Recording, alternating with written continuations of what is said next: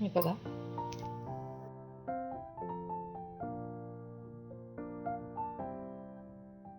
दगडे family चॅनलमध्ये तुमचे सहर्ष स्वागत आहे।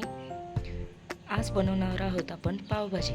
पावभाजीसाठी आपण साहित्य घेतले आहे: कांदे, टोमॅटो, बटाटा, वटाणे आणि फ्लावर।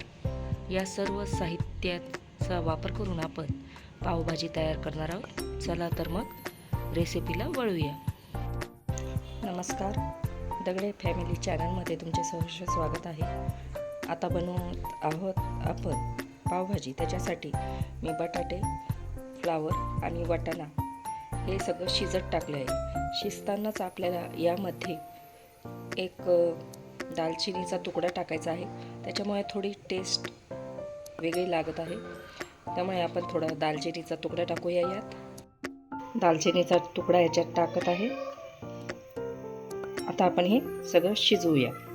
शिजवल्यावर पुढे कृती बघूया। व्हिडिओला आपण सुरुवात करत आहोत। येथे आपण कढई तापत ठेवलेली आहे। या कढईमध्ये आपण 2 लवंगा, 2 मिरी आणि तमालपत्र, दालचिनी तर पहिल्या सुरुवातीला टाकलेलीच आहे। हे मसाले आपण यात टाकून घेणार आहोत। आता यात थोडंसं बटर पण टाकणार आहोत। बटर यात टाकलेलं आहे, तुम्ही बघू शकता। यात थोडे बटर टाकलेले आहे।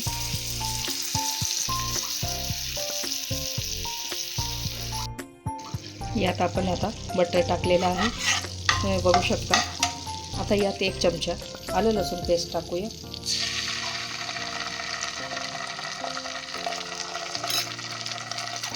आलं लसूण पेस्ट चांगले परतून घेऊया।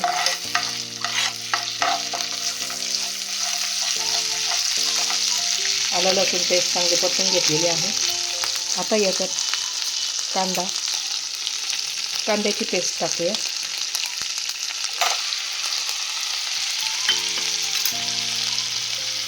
कांदा पेस्ट टाकलेली आहे।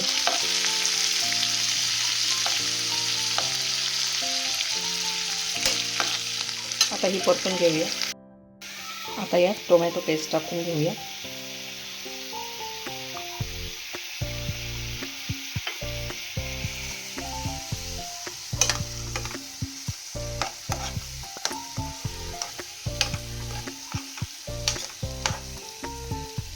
टोमॅटो पेस्ट टाकूया, ती चांगली परतूया।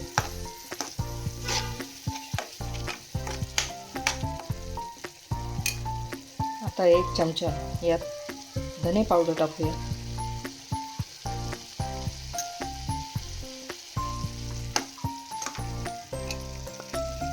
आता यात जिरे पावडर आणि मसाला पण टाकूया। जिरे पावडर पण आहे आणि घरगुती मसाला आपला आणि मिरची पावडर हे पण टाकूया।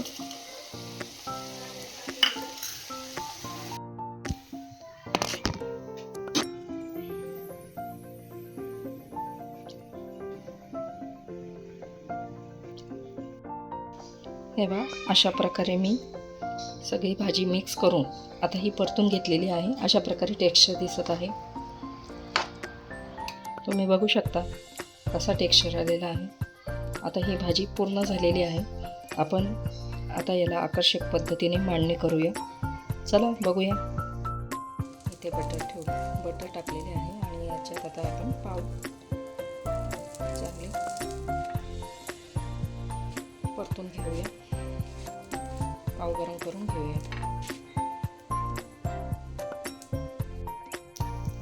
सगळे पाव ठेवलेले आहेत।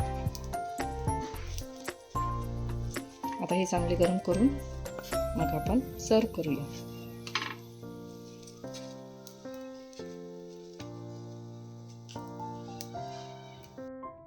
तुम्ही बघू शकता,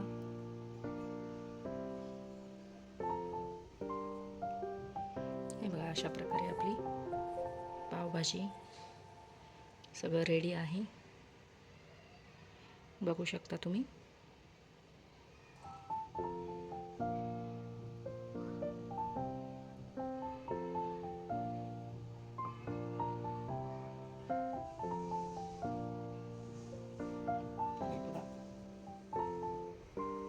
छान दिसते ना.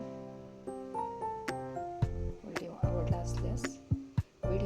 असल्यास कमेंट करा, लाईक आणि शेअर करा आणि सबस्क्राईब करा. तुमच्या नवीन आयडिया आम्हाला द्या, आमच्यापर्यंत पोहोचवा. काही चूक असेल ते पण सांगा, आम्हाला तुमच्या कमेंटद्वारे कळेलच. धन्यवाद तुम्ही पूर्ण व्हिडिओ बघितल्याबद्दल.